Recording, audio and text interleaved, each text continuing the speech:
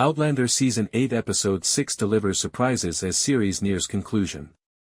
Fans eagerly await the final twists and turns in the epic historical drama, Blessed Are the Merciful. The sixth episode of Outlander Season 8, will premiere on Starz on Friday, April 10 at 8 p.m. Eastern Time. The narrative of Jamie Fraser and his battles with the royalists on Fraser's Ridge will continue in this episode. The show's writers have added an air of surprise and mystery by keeping viewers guessing about the character's final destiny through multiple endings that were filmed to maintain confidentiality. Why it's important. Outlander has succeeded in conveying the complexity of the individuals and the historical setting by striking a balance between historical truth and imaginative storytelling. The show's popularity and impact on popular culture can be attributed to its production values, meticulous attention to detail, and use of music to heighten the mood. The specifics. Jamie Fraser's ongoing battle against the royalists on Fraser's Ridge will be the main topic of this episode. Fans have a lot of conjecture and expectation because the show's creators have taped several endings in order to keep things secret. The show's popularity has been largely attributed to its commitment to historical accuracy and its ability to combine entertainment and teaching. The show's creators have done an excellent job of adapting the books while adding their unique twists, they say. The show is successful because it successfully conveys the complexity of the individuals and the historical setting, making it an engaging watch. What comes next? Fans will be excited to watch how the show's creators wrap up loose ends and make a lasting impression as the season comes to a finish. The character's ultimate fate will probably be revealed in the last episode, which will also offer a satisfactory resolution to this epic adventure. Blessed Are the Merciful, the sixth episode of Outlander Season 8, supports the ladies who are preventing total anarchy in this conflict. Outlander offers a unique glimpse into how these marginalized voices influence men's behavior behind the scenes, from the mothers used as collateral damage in the Fraser's Ridge siege to the wives serving as their husbands' advisors. After the shots and screams have finally stopped, it's a contemplative moment.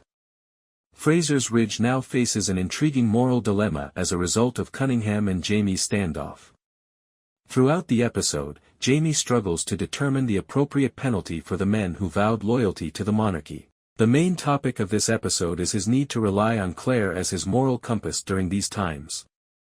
It's an intriguing look at how well these two get along together. Jamie defends Claire when she is unable to violate her pledge, and Claire draws Jamie back when needed. As one of the few powerful women, Claire's decision about what to do with the wives who weren't part of Cunningham's scheme marks a significant turning point in her life. In order to practice medicine and live a life free from scrutiny, she has spent years building herself a haven. When she begs Jamie to spare the women whose husbands treated them like annoyances throughout their conflict, the episode demonstrates that. She urges him to take into account the spouses who are penalized while having no control over their husbands' actions. When Claire initially came through the stones, she was unable to demand anything for herself, so she is doing what she can for these women. Additionally, she has shaped Jamie into a husband who is not only open to listening to women's opinions but also provides them with the resources they need to take charge of their own lives. Outlander makes fun of the time travelers' unavoidable involvement in the history they alter. Therefore, it seems that Jamie intended for Claire to inherit property and head of household privileges from the women of Fraser's Ridge. We witness Rachel and Catherine Brandt, Adewajison, guiding their husbands along a similar route to recovery and serenity. Catherine keeps rewriting the plot from Rachel's point of view even though Ian is the one who has go to locate his ex-wife and child. Furthermore, it's never a bad idea to give Izzy Meeklesmall's endearing and sincere Quaker a bigger role. Outlander creates a very coherent picture for this episode by demonstrating that ladies like Claire exist throughout this conflict, commanding from their husband's side. The episode rewards Ian and the audience with an ongoing reunion, so it pays off. This reunion is wonderful enough to make us feel ecstatic, from the reunion of Ian and his son to the gift of Rollo's grandson. The cherry on top of this female-focused outing is the decision to conclude with Claire and Elspeth hugging as friends. It is much more fascinating to follow Cunningham's decline and his choice to murder Jamie from the perspective of the women who were left to tend to his injuries. Rachel and Catherine's encounter establishes the idea that war is a terrible cycle on all sides and that clinging to our humanity is the only way to attain peace. Nevertheless, Claire and Elspeth's last day together brings it to life.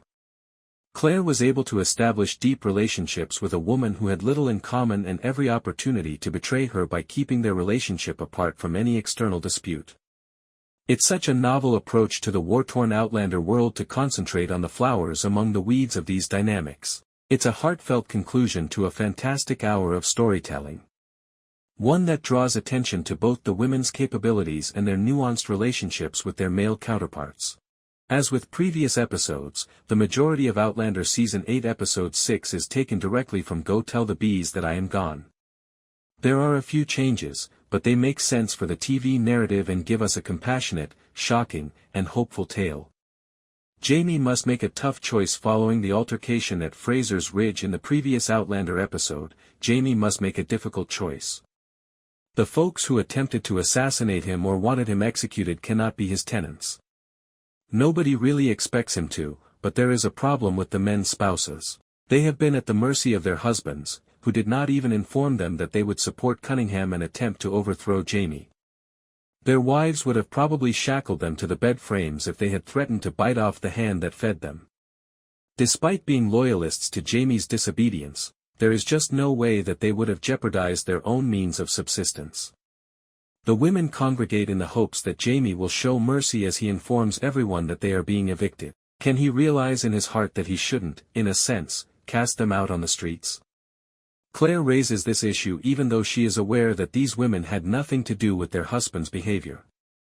Jamie is clever enough to work out a workaround, but it takes time. He can have the ladies as renters, but not the men. When you give it some thought, it's truly a daring and contemporary move. Few landlords would have thought about entering into agreements with women.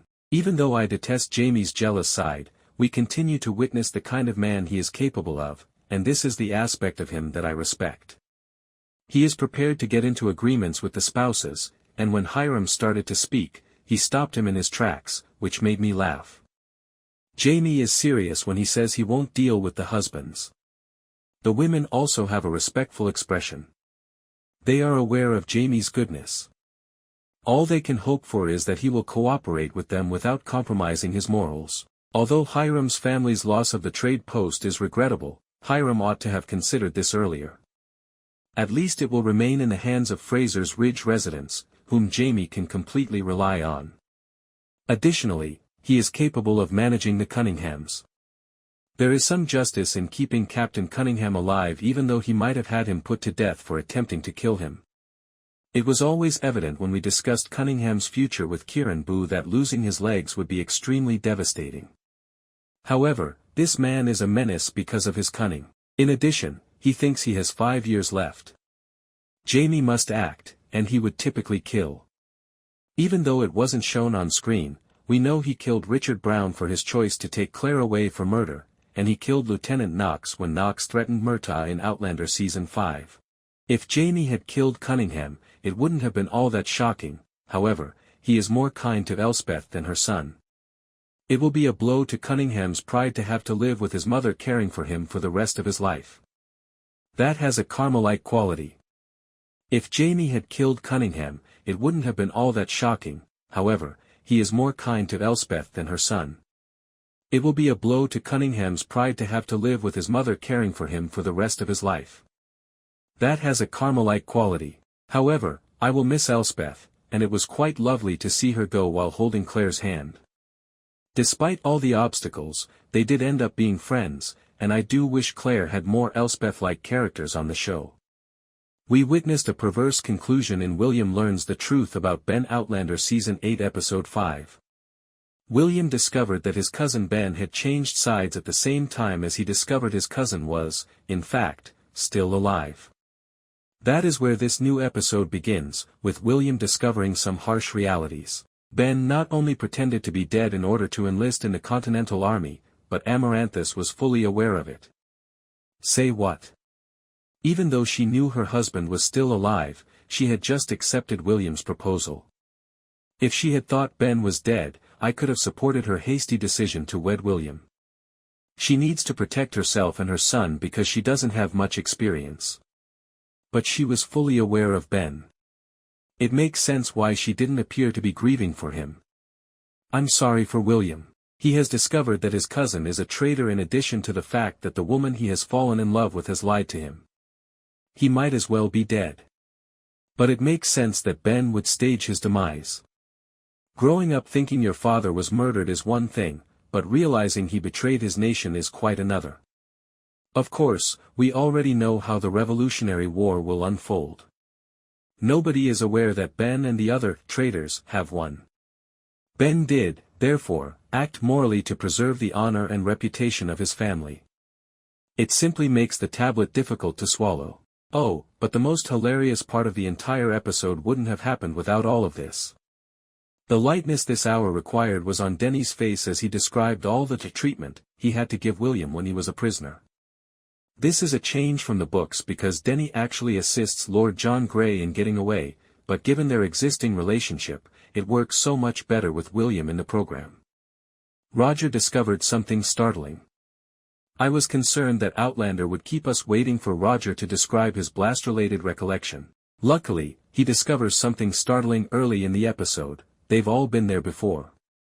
Many people find time travel unsettling, although Diana Gabaldon has consistently stated that time in her novels is linear. What has occurred is what has occurred. It cannot be altered.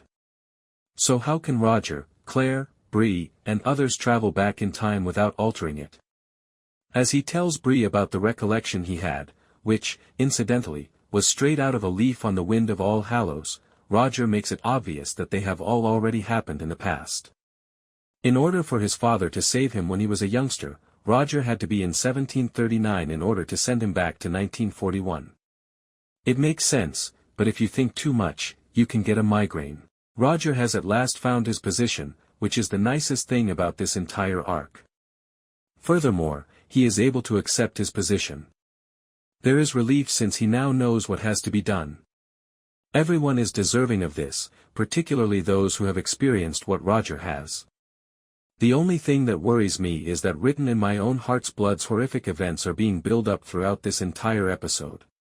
My entire body is preparing for the impending inferno since Henri Christian is receiving so much attention simply for being a young boy. The current wife and her ex-wife must occasionally get together. It's simple to forget the significance of young Ian and Rachel's trip north with everything going on.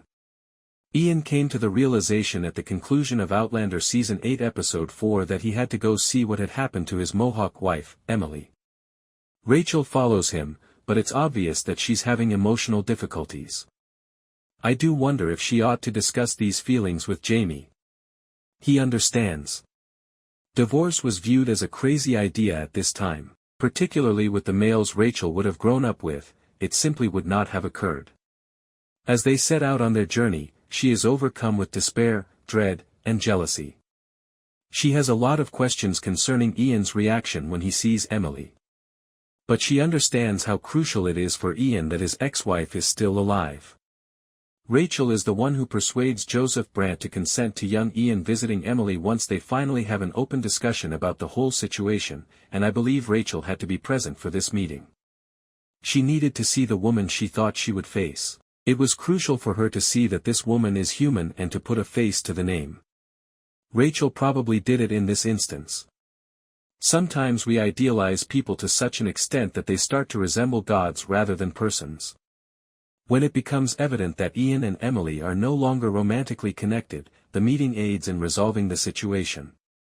Although they were formerly in the same life, they are now strangers. Rachel is capable of handling that, but she would not have anticipated what happened next.